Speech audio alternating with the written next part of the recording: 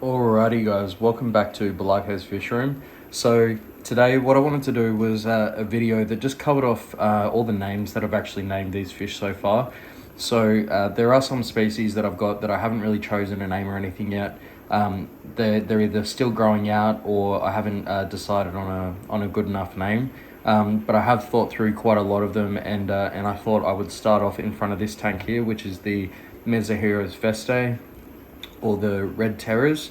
So these guys, I think I have gone through these guys' name before, but I'll just do everybody in this video again, just so whoever hasn't seen these videos before, that they can be introduced to the fish. So so without further ado, let's get into the naming of today's video.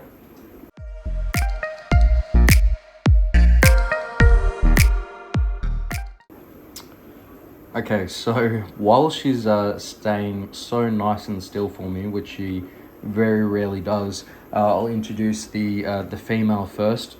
So this is Wanda. So when I choose the names of the fish, or anything that I choose really, it's I take quite a bit of time and thinking about them, and you know, there's usually only one name for the fish that I really like and that I'm set on.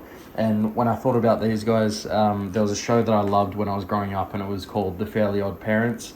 I don't know if anybody overseas watched that, but it was a pretty funny show, and there were these two characters in there called Cosmo and Wanda.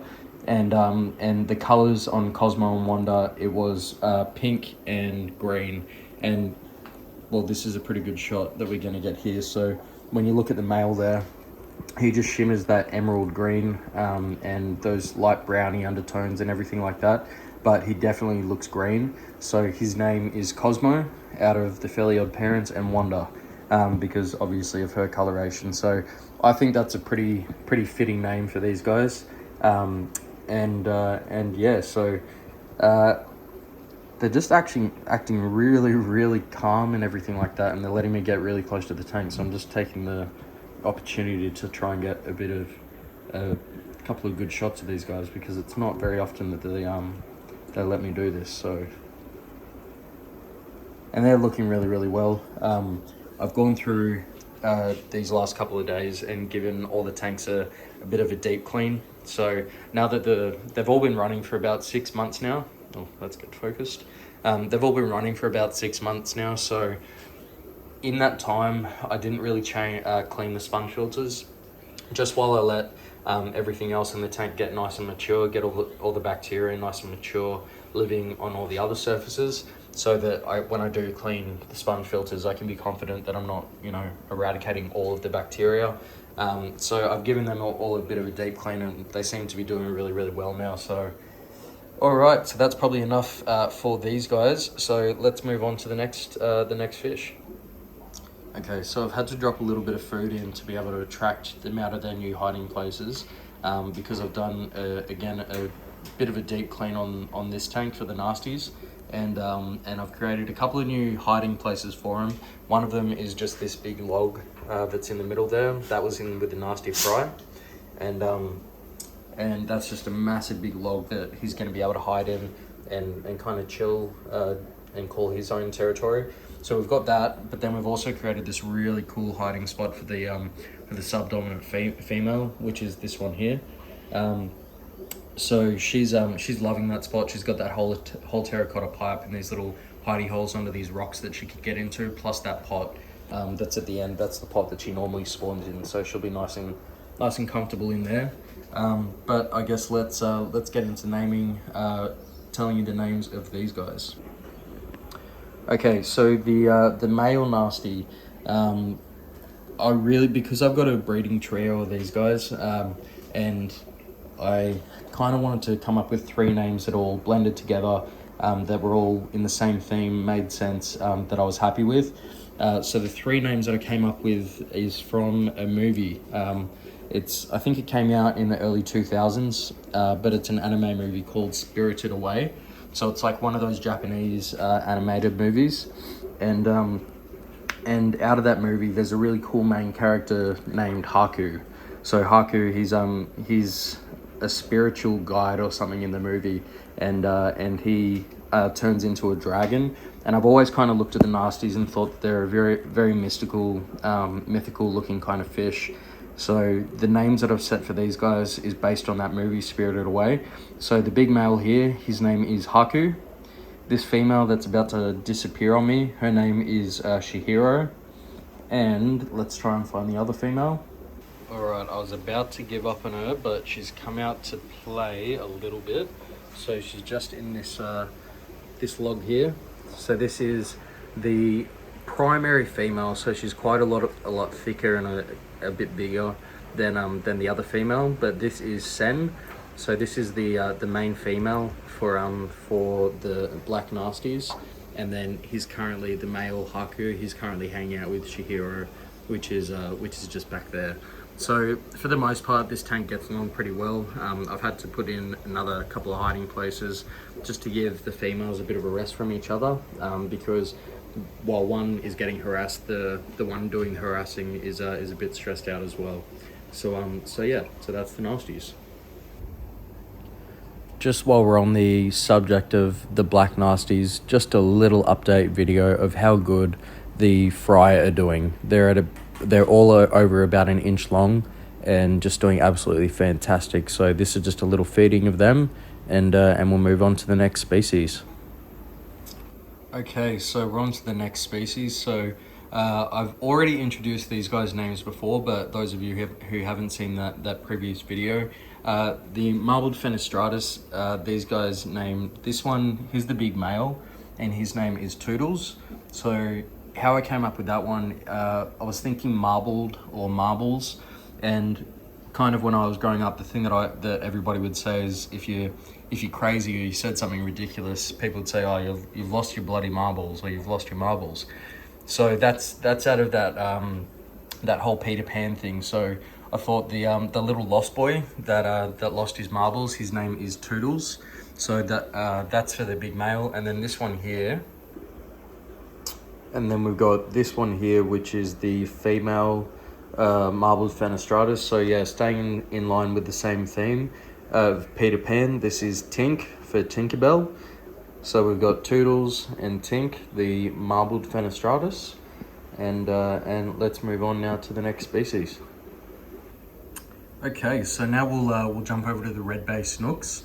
So these guys, it was pretty easy to name them. Looking at the male, the first thing you think about is, fire. It's he looks like the coloration and the markings that are on his face and his body. It looks like, burning embers that are still in the bottom of a fire. So I wanted to be something around there. So the name that I came up with for the male here, his name is Vulcan. So kind of like volcano, but some like a bit more of a name than volcano or fire. So this is Vulcan, the male, and then I was trying to come up with a different name for the female, but there was a name that I just couldn't shake, and it's just I watch a bit of South Park and everything, and just the fact that their names are red Bay Snooks.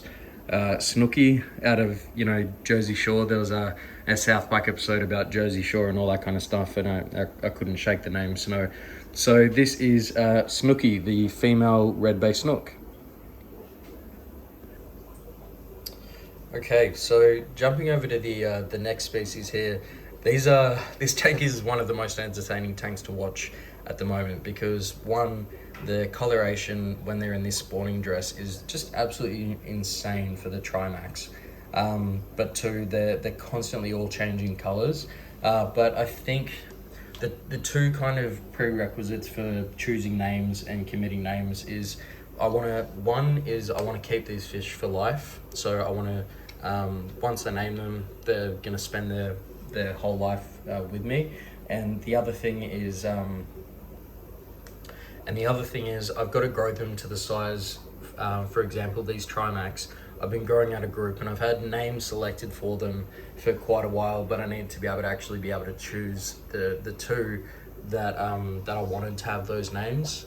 So the Trimax, they've kind of gotten to that size now, which is really cool.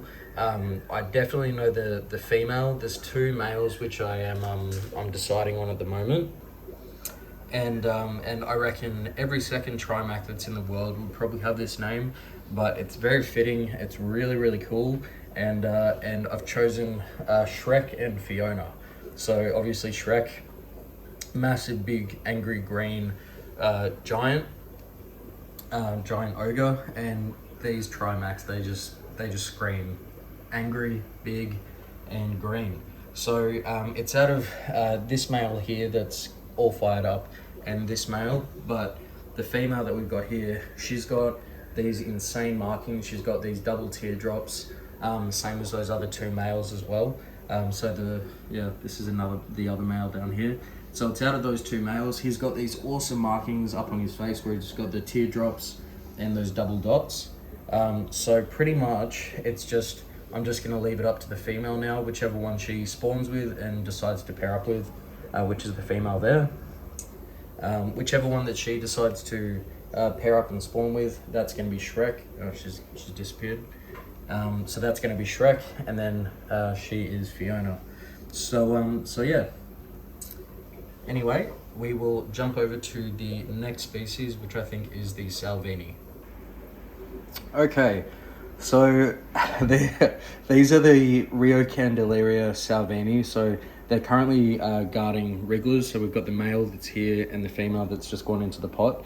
The name that I've come up with for these guys, it's a little bit controversial. I know a lot of you are going to be like, "Wow, that's really lame," but I don't care what you say. Friends is a good show.